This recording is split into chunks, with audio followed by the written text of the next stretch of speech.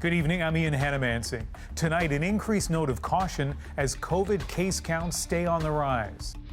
We just have to watch it really carefully. Why it could mean more public health measures. On housing, the homeless, and EI, what the Liberals are preparing to tell you. And 6 months into a pandemic, after springtime deaths, an economic lockdown, after summer's hopeful reopenings, what lies ahead this fall? So, I think for some people, and there are days where I feel it too, it's like, I just can't do this anymore. Canadian anxiety still early on in a COVID marathon. Plus, my conversation with Dr. Bonnie Henry. This is going to be okay. We'll get through this together. We'll work it out. And if we don't know the answers, we'll find them together. Her prescription and advice for the long road ahead. This is The National. It probably feels longer, but today does mark 6 months of a global pandemic. A half year since our everyday lives began to change like never before. The World Health Organization declared it on March 11th, and soon we talked about flattening curves and keeping distant. In early weeks, there were far more cases than reported. Testing was limited. Then a middle phase, numbers under control as we mostly stayed home. Now a new season. Cases seemingly on the rise, though we do test a lot more now. So far, more than 9,200 Canadians have died after contracting COVID-19. Nearly 120,000 have recovered from it. That's the past. Today, lots of confirmed new cases in Ontario, Quebec, and Alberta. Thomas Dagla looks at what lies ahead. Sometimes they can just keep going and going and going. Long lineups at coronavirus testing centers, once a common sight in Toronto, now they're back again. Usually the line can expand to the end and it takes a couple hours. I actually went to 3 hospitals yesterday and the wait was too long.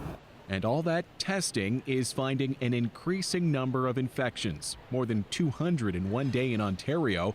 It's the highest daily increase in 3 months. But remember, the 200 now is very different than the 200 was back in, say, April. There were likely many other cases before, the rest of the iceberg, if you will, that weren't being detected. Still, as Quebec also records more than 200 cases in one day and lower temperatures set in, sending Canadians indoors, the two biggest provinces are being monitored closely. We just have to watch it really carefully so that things don't escalate to the extent that we can't manage. There's concern about private parties in particular and how outbreaks start there, then spread. It's much more easier to get infected when you're a lot of people inside. So from two premiers, this plea. Try to avoid these big gatherings. Please try to avoid, the weddings that I heard were 150, 170 people. Please look at the number of cases, look at the virus. It's serious. They're not threatening widespread lockdowns yet, but public health experts expect targeted measures in the hardest hit areas, perhaps rolling back some reopenings. We've slowly been backing off our various control measures, and we've reached a point now where the cases are definitely going to go up. So in some parts of central Canada, the virus could mean the fall will look more like this past spring, with a step back every once in a while to flatten the curve again. Thomas Dagla, CBC News, Toronto. While COVID-19 is still spreading, federal spending is still soaring, and it's had a side effect you might find surprising. Overall, Canadian households have actually saved money. The household savings rate went from around 3% of income at the end of last year to nearly 30%, by far the highest rate in decades. Lower income households have saved less, but after paying businesses to stay closed and people to stay home, Ottawa has altered the state of Canadians' finances, at least for now. Ahead of a coming throne speech, David Cochrane has been talking to sources inside the Trudeau government, and it's clear it wants to make its mark, not just during the current crisis, but beyond. At the groundbreaking for a gold mine in northern Ontario, the Prime Minister makes his pitch for a cleaner, greener Canada. Innovations across this sector will be crucial for a green recovery and will help drive the clean transition that we need. That transition will take time, and as Justin Trudeau made clear this week, Canada is still dealing with the crisis of the moment. We are all still living in an emergency. COVID-19 is here and is going to keep being here. So Cabinet will meet next week to finalize a fall agenda and a speech from the throne to get through COVID and deal with the problems the pandemic exposed. I know people are eager to see what's going to be in the throne speech. The speech is still weeks away, but sources say clear priorities have emerged. There will be more money for long-term care to address the failures that led to the vast majority of COVID deaths in Canada. Money for childcare to ensure more parents, especially women, can go back to work. It is going to be an ambitious and responsible plan for helping Canadians right now and building a stronger future. Sources say that future will include an overhaul of employment insurance. 40% of the people who got emergency benefits in the pandemic would not have qualified for EI. So an update to meet the needs of a modern workforce populated by gig workers and the self-employed. The government will also signal its plans to invest in housing to deal with a homelessness problem made more evident during the economic lockdowns, and to create jobs as new houses are built and old ones made energy efficient. Sources say the speech will also attempt to brace people for the fact that Canada is still in this for the long haul by reminding them that the economy and society are still a long way from returning to life without COVID. David Cochran, CBC News, Ottawa. Few industries were hit harder and faster than airlines. Cam McIntosh shows us that 6 months on, the impact of the pandemic remains devastating, and the industry warns it is running out of runway. From the air, you get the best view of what a grounded industry looks like. Tarmacs of Canada's busiest airports, mostly empty. For your own safety, please. Including Robin Smith, a 20-year pilot laid off at the start of the pandemic. This is his first time back to an airport. To lose not just a source of income, but something that's really our identity has been very difficult. To make ends meet, he's gone from flying an Airbus to driving a truck. Not flying, he's already losing his qualifications. It has been the most difficult 5 months of my life, easily. There's been lots of tears, there's been lots of uncertainty. This was my dream since I was a little kid. Industry officials estimate half of the 241,000 Canadians directly employed by aviation, including pilots, flight crew, and airport workers, are off the job, with passenger traffic down 94% over this time last year. This week, Air Transat announced 2,000 layoffs will likely be permanent as it deals with a 99% drop in revenue. We need to move for safe and targeted reopening of and restart of aviation. Mike McNanny speaks for the National Airlines Council of Canada. It's appealing to the federal government not just for financial help, it wants to follow the European Union and reopen routes between cities where COVID is under control. We are going to absolutely need sectoral support from the federal government. The US and Europe have put up billions to keep airlines solvent. As Canada's cut, analysts say it could take years to recover. I think Canadian government has not done enough for the airlines of Canada. Our airlines are at a massive disadvantage already, and I feel that. My whole future is riding on this. The federal government says it's looking to help the industry, but for now isn't committing to new money or reopenings, given the unpredictability of the pandemic. Cameron McIntosh, CBC News, Winnipeg. In the United States, Dr. Anthony Fauci is calling current stats on the coronavirus disturbing. In the past 7 days, there's been an average of more than 35,000 cases a day. Fauci warns if that trend isn't reversed, the country will be in a more precarious position as the colder weather approaches.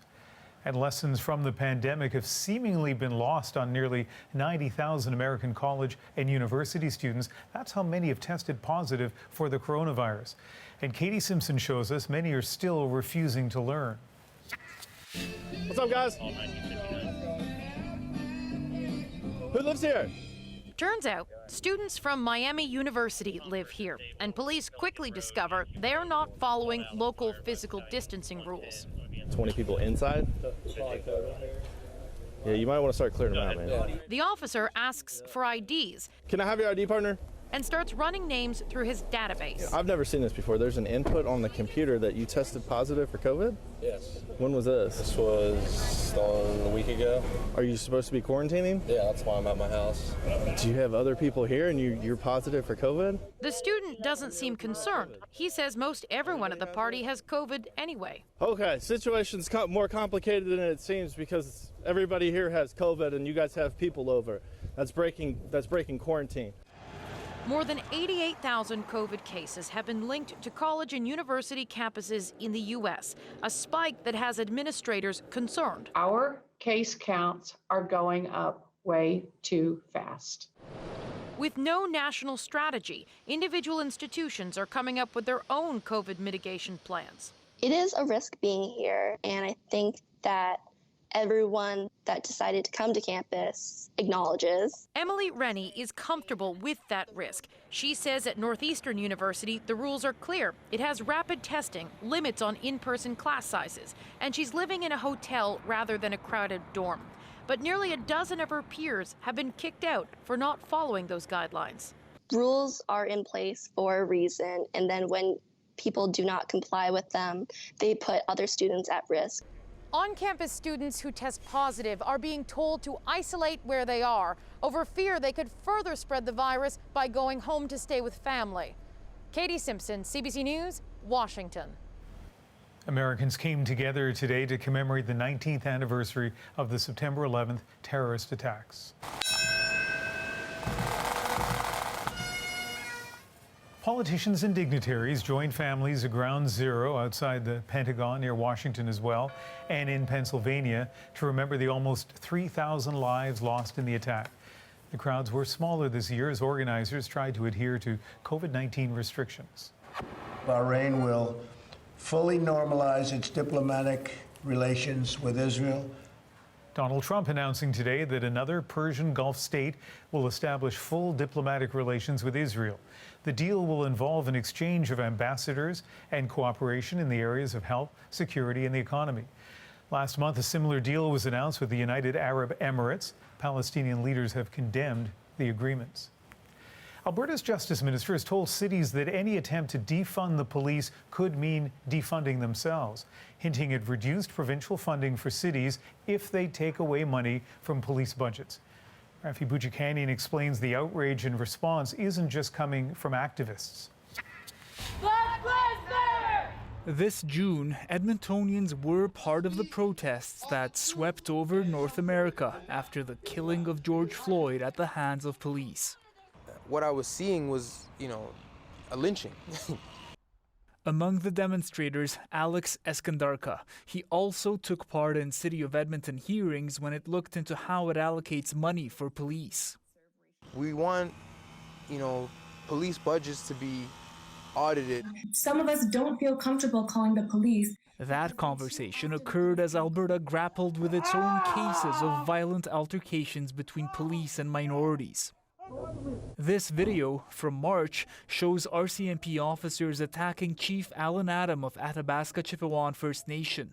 In July, City Council decided to redirect $11 million from its police budget over the next 2 years towards social services. Calgary's talked about a similar move.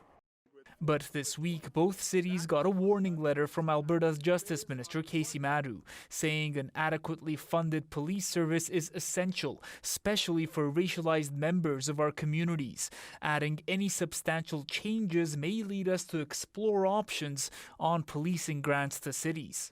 To suggest that we should not be looking at our largest cost center, which is policing, seems a bit ironic to me. This advocate says the city can take action in the meantime. Things like ending street checks and carding. Madhu was not available for this story. The Alberta Urban Municipalities Association says it can't recall any minister sending a letter like this before, and that it's up to cities to decide how to keep their communities safe. Rafi Boudjikanian, CBC News, Edmonton. British Columbia gang leader Jamie Bacon has been sentenced to 18 years in prison for his role in the so-called Surrey 6 murders. Bacon pleaded guilty to a charge of conspiracy to kill a rival gangster back in 2007. 6 people were murdered, including bystanders, with credit for time in prison, though he has less than 6 years left to serve. Police are continuing to piece together what led a Winnipeg man to drive to Oshawa and shoot several members of his sister's family. CBC News has learned a last will and testament may provide a clue. John Lancaster has more. A makeshift memorial continues to grow today outside the Oshawa home where, a week ago, the unthinkable occurred. Loretta Traynor was wounded. Her husband Chris and 3 of their children, aged 11 to 20, were shot to death. A 4th child was not at home at the time. Police say the killer was Traynor's brother, Mitchell or Mitch Lapa. He took his own life after the rampage. Court documents obtained by CBC News reveal Traynor and Lapa's father passed away in 2019. An 11-page will shows how his estate would be distributed. Lapa was entitled to $30,000, while Traynor would receive the bulk of the estate, including the father's cottage and money from the sale of his primary home. The will also says if Lapa tried to challenge the inheritances, he'd get nothing. As for police, they tell me they're well aware of this document, but won't comment on possible motives as the case remains under investigation. Ted Minette knew Lapa from their days together in high school. He was a very intimidating character. Minette says Lapa was a bully, abusive towards women, and shot flaming fireworks once at a group of people he had invited to his home, burning one person badly. His concerns now are for Lapa's latest victims. I can't imagine what they'd be feeling right now, but I wish them to absolutely find peace on the other side of this at some point. For now, police in the community are grappling with why Lapa turned on his own family. John Lancaster, CBC News, Toronto. Turning now to the biggest night yet for the Raptors this season, a crucial Game 7 against the Boston Celtics. Looking for Pascal. He'll turn fire, and it doesn't go. Saved by OG. And Serge, and that is it. The Boston Celtics will advance to take on the Miami Heat in the Eastern Conference Finals. So close, but still a heartbreaking loss for the defending NBA champions. Well, a tough end to a hard-fought series, and our Greg Ross has been watching it all from Toronto. And describe for us, first of all, Greg, where you are. Well, Ian, this is this massive makeshift drive-in movie theater that they've created here at Ontario Place in downtown Toronto, where they can fit about 250 carloads of people to come in and watch these playoff games. And that's the way they've been doing it in this pandemic playoff that we're watching here with the Raptors. It's not exactly Jurassic Park, but it's a way that people can come together and watch these games. It is so quiet right now. Sure was different, I'm sure, for Game 6, right? It was crazy here in this parking lot for Game 6. As you can imagine, people are in their cars, so they're honking their horns. And obviously that was a thrilling double overtime victory in Game 6 for the Raptors, and those horns didn't stop as people exited this place. But as the clock wound down here in Game 7 and the fans here realized that the Raptors were not going to win this game, it was deadly silent in here. And when that final buzzer went, I mean, you could hear a pin drop in here. Obviously, big disappointment for these Raptor fans because their Raptors will not defend their NBA championship, Ian. And Toronto losing Game 7 to Boston has a familiar ring to it, doesn't it? Greg Ross in Toronto, thank you very much. Deadly wildfires continue to burn just south of here, up and down the U.S. West Coast. It's so scary to go and leave your home, everything you own. Up next, a look at the unprecedented damage and why scientists are pointing to climate change. Plus, 6 months into a global pandemic, how are you coping? Certainly the unknown, right? The unknown of what's to come. What a new season could mean for our routines. And later, my conversation with BC's Dr. Bonnie Henry. Are we less safe on a day-to-day basis today than we were, say, 6 weeks ago when the numbers were much lower? Her message for this moment. We're back in 2.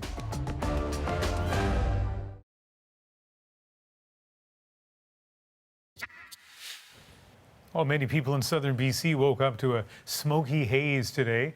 Air quality advisories are in place in several communities. That smoke has wafted from the U.S. West Coast, where about 100 wildfires have been burning. Fires have killed at least 24 people and torched hundreds of homes. Susanna De Silva has more. At my front porch. This is all that's left of Marian Talerski's home of 30 years. Brand new washer, dryer, refrigerator. Entire towns in Oregon have been almost completely decimated, but exactly how much and who has been lost is still unknown. There are early reports from our state police that there are dozens of missing persons related to the fires. 500,000 people have been told to leave their homes as 2 large fires threaten to merge near the suburbs of Portland. It's scary. It's so scary to go and leave your home, everything you own. The governor asked people not to go into fire zones despite rumors of looting, but those aren't the only rumors officials are dealing with. Some people are even bringing politics into it, blaming the fires on right or left-wing groups. One sheriff's department said rumors spread just like wildfire, and now our 911 dispatchers and professional staff are being overrun with requests for information and inquiries on an untrue rumor that 6 Antifa members have been arrested. Meanwhile, Washington state is battling fires of its own, and California has seen an unprecedented level of destruction, more than 12,500 square kilometers burned, and there are 2 desperate people searching for loved ones. They said they saw her leave with some of her friends, and that's all we really know. In a fire season that is far from over. Susanna De Silva, CBC News, Vancouver. While climate change didn't spark individual wildfires, scientists say it has made them more intense and more frequent. Tashana Reid looks at that angle of the story. Today, California's governor toured part of his scorched state and put his finger on one of the causes. The science is absolute. The data is self-evident. The experience that we have in the state of California just underscoring the reality of the ravages of climate change. 6 of the state's 20 largest fires on record have occurred this year alone, and researchers say global warming amplifies extreme wildfire events. An individual fire has multiple contributors, but we know that global warming is putting a thumb on the scale, upping the odds of these kinds of conditions. Scientists say climate change has led to higher temperatures and drier vegetation, creating the perfect conditions for wildfires to spread quicker and occur more often. If global warming continues along its current trajectory, we're very likely to experience dramatic intensification, doubling, even tripling of the frequency of occurrence. Researchers are using better computer modeling techniques and the use of historical data. They've linked climate change to heat waves in Siberia this year and to the devastating fires in Australia in 2019. And in Canada, too, as a contributing factor to BC's 2017 wildfire season. We're able to better attribute extreme events to climate change because of better data and faster computers, and so we can do analysis that we just simply couldn't do 20 years ago. Experts say the priority is to reduce greenhouse gas emissions while finding ways to adapt. Our land use planning decisions, where we're building homes, how responsible people are being when they're out in the forest, that obviously is playing a role as well. Tashana Reid, CBC News, Toronto. When we come back, fighting off pandemic fatigue. There are days where I feel it too. It's like, I just can't do this anymore. I think at this point, people are getting tired. How Canadians are feeling 6 months into the crisis. And later, Dr. Bonnie Henry on keeping Canadians safe now and in the months to come.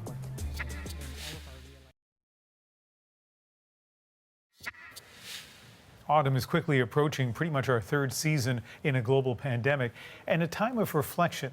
This crisis has tested each and every one of us. It's asked us to sacrifice and told us to be careful without being fearful. So 6 months in, how do you feel and where do you stand? Ioanna Remiliotis takes a look.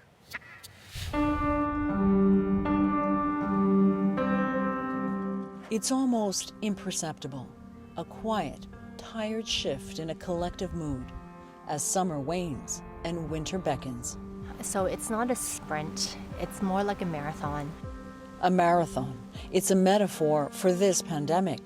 A long, exhausting grind, only this one has no clear finish line. I think the hard part is The difference between this and a real marathon is a marathon's going to end at 42.2K, whereas this, there's going to be an end, we just don't know when that is. Amy Chang is a long-distance runner, and like everyone, is facing an extraordinary test of stamina, the mental battle between fatigue and hope. I think for some people, and there are days where I feel it too, it's like, I just can't do this anymore. I think at this point, people are getting tired. I see that. I mean, I think I definitely feel it sometimes. It's like hitting the wall, right? I think you just need to push through it because there is an end. It will get there. But the sun seems to disappear more often now. And at this point, there are only corners to turn and only more uncertainty around everyone. COVID cases are rising. The economy is still battered. A safe return to school is questionable. The finish line to normal just keeps moving. Certainly the unknown, right? The unknown of what's to come. I think the other piece is going back to school is a little bit of the light at the end of the tunnel. And so I kind of feel like if that light is gone, then what is the light kind of going forward? That kind of one thing that you can kind of fixate on to kind of get you across the finish line. And are you going to go in Sunnybrook or are you just going to go to the school? Karen Pugliese says getting to the end of the last school year felt like a race, and it drained her. The thought alone of more shutdowns as cold weather looms is exhausting.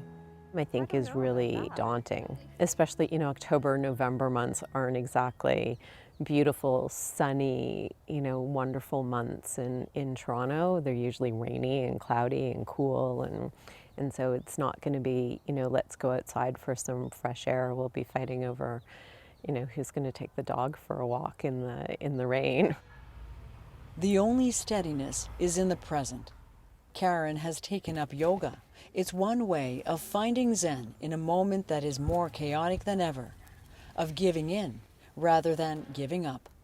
So, if I spend a lot of time focusing on it, it's very overwhelming, right? Because it becomes like a what if scenario, right? And I think that's a scary path to go down, right? Because the what ifs are, momentous and there's lots of them. So trying not to look at the big picture? Trying not to look at the big picture and trying to just kind of, I'm going to say count our blessings. So as someone who loves to plan and loves to know everything that I want to do in the future, this time of uncertainty has been really difficult when you can't plan. You don't know what's coming, and it's not just you, it's literally the whole world. The pandemic was a serve Kokeb Solomon didn't see coming, and it threw her. The university student had plans to travel. Instead, her world only got smaller, and some days feel like she is running to nowhere. Looking at the next couple months and comparing it to a marathon, you realize some days you're going to be able to run, some days you're going to be able to jog, but some days are going to be harder and you just have to walk or even limp. But when you're running a marathon, there's always those people on the sidelines that are cheering you on or that stop and give you water. And so I see my friends and family as those people on the sidelines. After a while, you get used to being at home, you get used to Kokeb is also a mental health advocate. She and her social bubble in Ottawa are already aware they need to keep tabs on each other before the walls close in again. It's not just you're having a, hey, how are you, and a very superficial type of conversation, but what was the hardest thing you experienced this week? What's something that you're really looking forward to so that you remind yourself of those things? Because when someone else asks you that question, you actually have to think, okay, what am I looking forward to? And just getting that off your chest with people that you can be vulnerable with really does help. So definitely, the times where I've hit the wall, I think, what do I need to get myself through this? Emotional check-ins are vital for Amy too. She's an ER doctor at St. Michael's Hospital in Toronto. Amy has treated COVID cases. Long shifts in PPE make the job harder. She's trying not to give in to pandemic fatigue too. We see the numbers are going up again.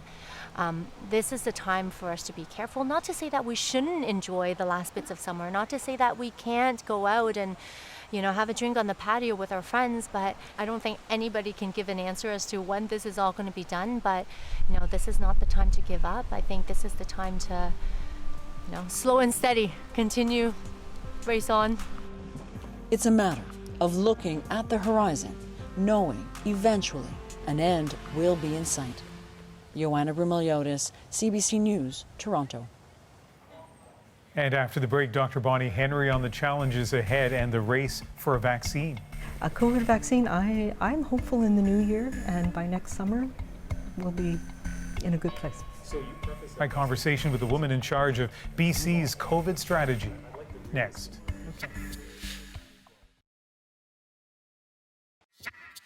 We want to find that balance of protecting people as best we can and protecting. When Dr. Bonnie Henry sat down with me 6 months ago, the WHO had just declared the global pandemic.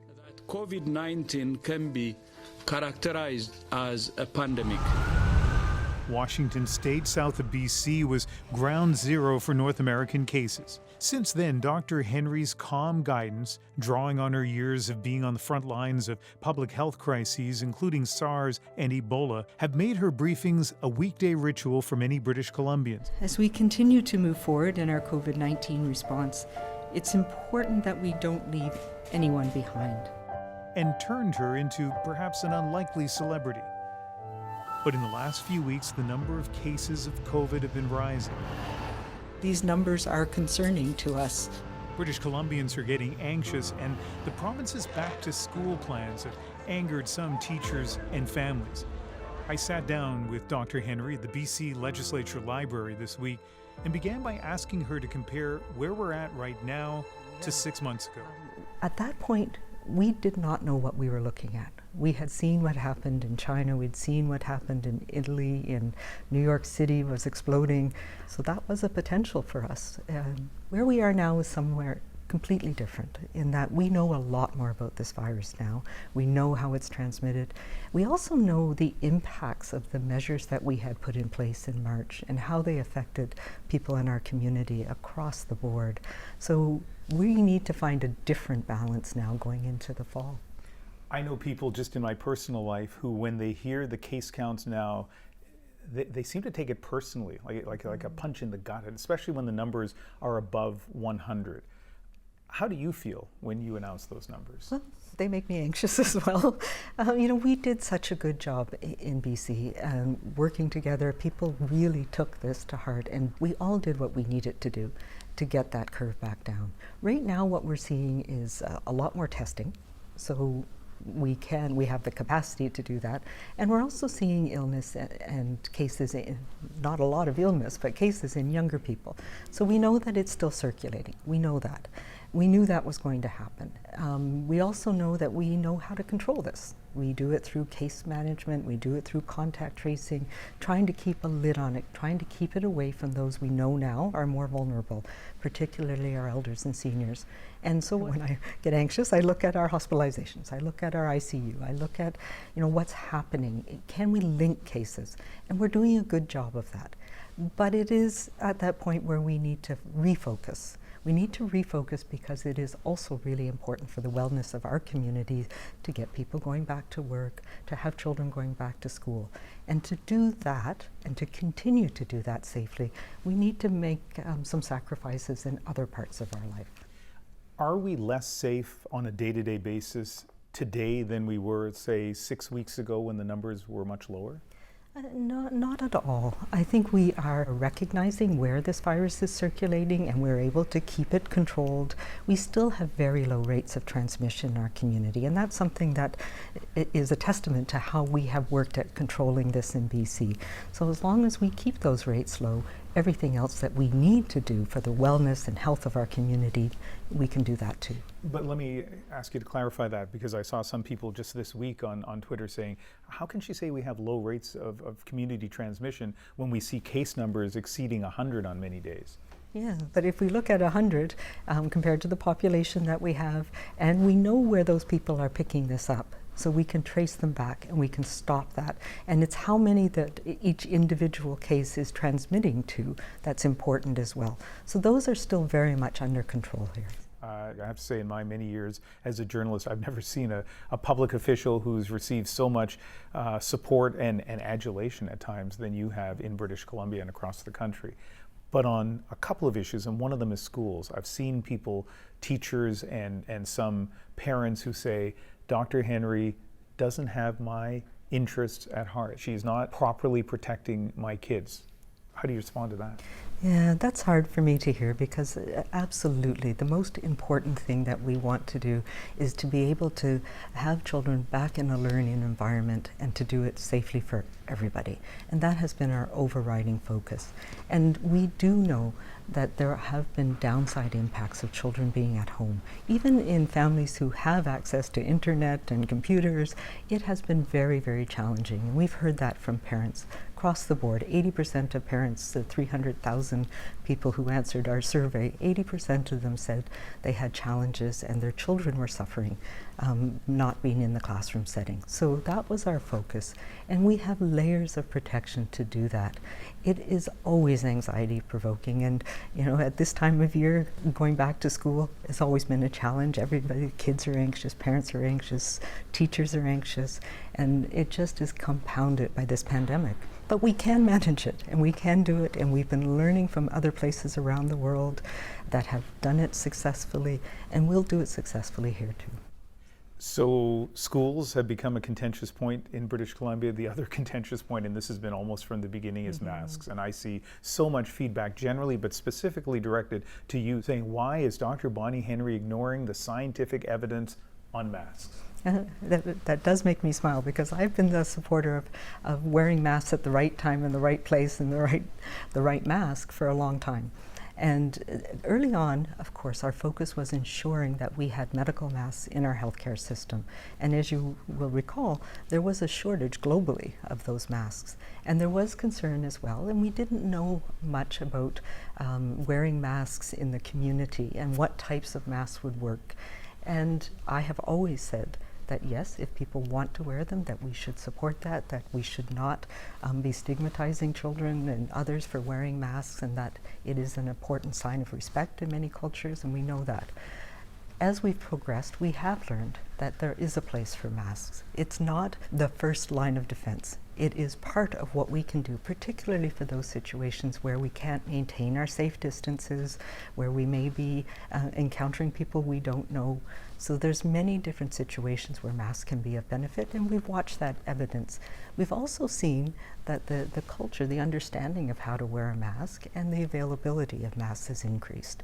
So this whole idea now of having non-medical masks and people using them is absolutely something that I support.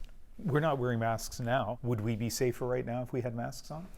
No, you see, these are the things that we have learned. There are times when you need it. If we were sitting closer together and we're having this conversation, then absolutely. But if you can maintain your distance and that's safe, we know that. You know, with a large environment, lots of empty space, this is good. Outside is safer than inside. If you're walking by somebody on the street, that's not a situation where you're going to pass this virus on. It is much more those indoor settings. Transit is a perfect example where you can't maintain the distance, and it can be helpful to have a mask on, particularly if you are sick or if you've been exposed to somebody with the virus. Then those are important things where you want to stay away from others. Coming up, a cause for optimism. Dr. Henry's prediction on a COVID vaccine.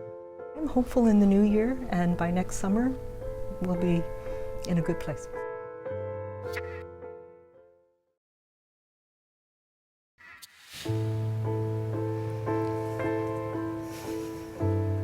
It was early in the pandemic when this moment caught the attention of the country. Excuse me. Moments like that in her daily briefings drew a lot of attention and praise for Dr. Bonnie Henry for her compassion and humanity in the midst of the pandemic. I asked her about that. I do feel those things quite intensely. You know, I look back at that time and it really was, this feeling of we're in for a long haul here and it's going to be hard. And having been in the SARS outbreak in 2003 and knowing just the emotional and psychological impact of that feeling of fear and anxiety and vulnerability that you get when this strange virus comes in and disrupts your world. I don't think I knew at the time how long it was going to be, but you know, those are things that do strike me. On the other hand, I'm also struck by the sense of resiliency that we have. I get letters from young people and kids, and you know, I've been talking with kids in the last little while around their anxieties about going back to school and what you can do. And I am so struck by how resilient children can be. And we just need to give them what they need, which is, you know, this is going to be okay. We'll get through this together. We'll work it out. And if we don't know the answers, we'll find them together. You know, the other people that I'm struck with are elders and seniors, and how much I have learned from them. Let's look ahead with my last couple of questions. First one is vaccine. What's your best guess as to when there'll be a vaccine available? Oh, the optimist in me is like early 2020 or 2021. I see a couple of good things. A little bit of a setback with one of the vaccines recently, but are you getting updates? Oh yes, yeah. Absolutely. We follow. There's about 50 some that we're been following, but yes, you know, the vaccine is something that's going to be incredibly important. Also think coming into influenza season, protecting everybody from influenza is going to be paramount. Mm-hmm. One, because we don't want people to be sick and have symptoms that might be confused with COVID, but also to keep people from having to be hospitalized. And we know influenza does that every year. It's particularly for the very young and our elders. So, you know, those are important.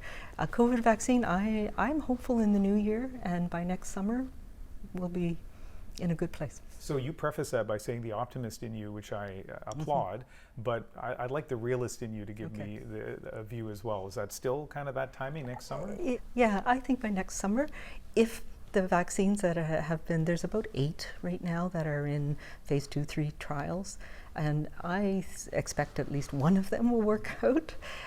Whether it's going to be available around the world and how long it's going to take is going to be a little bit more, but we're planning for that.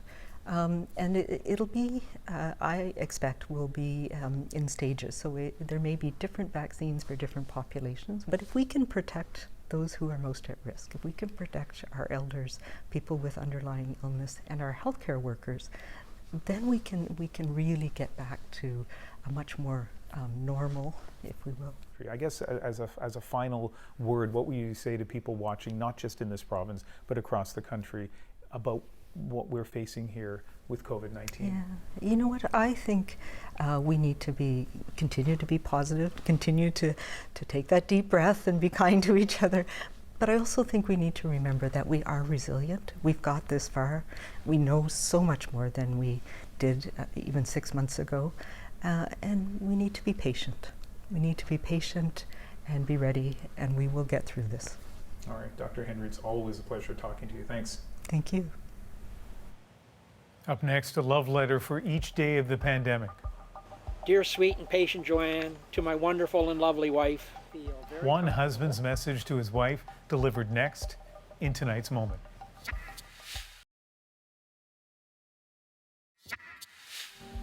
Brian Barnes used to visit his wife at her nursing home twice a day, but the pandemic changed all that. Forced apart, that's when he got an idea. He chose to write love letters, and he's written to his wife Joanne every day since March. Tonight, our moment marks his 180th letter. Dearest Joanne, dear sweet Joanne, dear sweet and patient Joanne. I went out and bought Joanne some flowers, and there were some cards there. So I looked at the cards. I probably looked at 15 or 20 cards, maybe not that many, but I looked at a pile, and there was nothing that I felt was appropriate. No, I'll just write Joanne a letter. And I've heard from the morning PSW that she's still clinging onto the letter at 6:30 in the morning. Joanne, we've never gone this long in our 48-year relationship without being able to hold hands, hug one another, and to kiss your wonderful lips. This is working out well. It's working out well for Joanne, and she goes to bed knowing that I love her and knowing that we have this relationship. Stay strong, stay healthy. I miss you and love you. Love always, Brian. I mean, that is just so inherently profound. I have nothing much more to add other than 180 letters, and he said he had never written her a love letter before. He talks about their relationship, talks about their kids and their grandkids, and yeah, what an inspiring story. That's the National for September the 11th. I hope you join me for Cross Country Checkup on CBC Radio on Sunday and later Sunday for the National.